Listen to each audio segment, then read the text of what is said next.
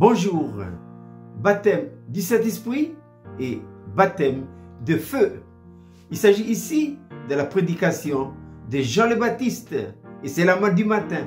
Matthieu chapitre 3, verset 11. Jean dit ceci: moi, je vous baptise d'eau pour vous amener à la repentance. Mais celui qui vient après moi est plus puissant que moi et je ne suis pas digne de porter ses souliers. Lui, il vous baptisera du Saint-Esprit et de feu.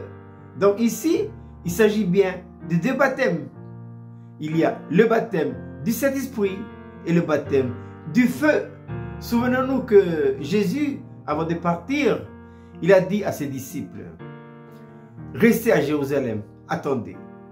Vous serez baptisés du Saint-Esprit et ensuite vous recevrez une puissance et vous serez mes témoins. De quoi nous parle le baptême du Saint-Esprit? Eh bien, le baptême du Saint-Esprit nous parle de la séparation de l'esprit et de l'âme. Oui, parce que à cause du péché dans le jardin d'Éden, eh bien, cet ordre intérieur de l'homme a été complètement désordonné.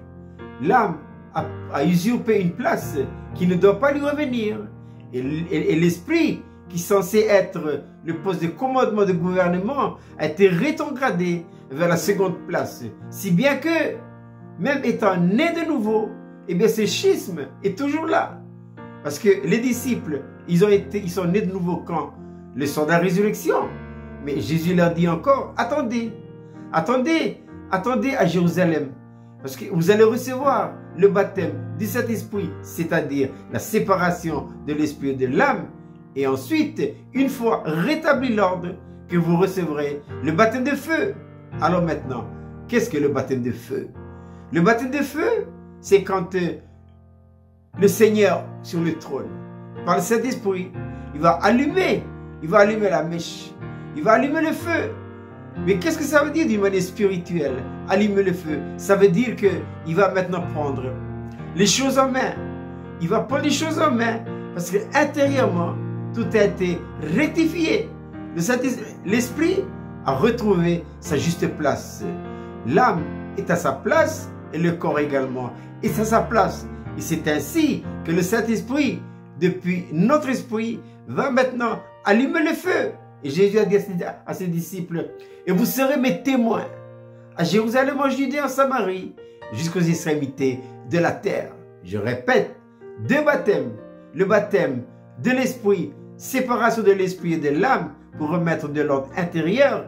Et deuxièmement, le baptême de feu, c'est quand le Saint-Esprit prend les choses en main sous la direction de celui qui est assis sur le trône. Et c'est seulement à partir de là que le témoignage va se manifester. Et on le voit très bien dans le cas des disciples. Je répète, cette belle petite manne pour ce matin: baptême du Saint-Esprit et baptême de feu. Matthieu 3, verset 11. Jean dit: moi je vous baptise d'eau pour vous amener à la repentance.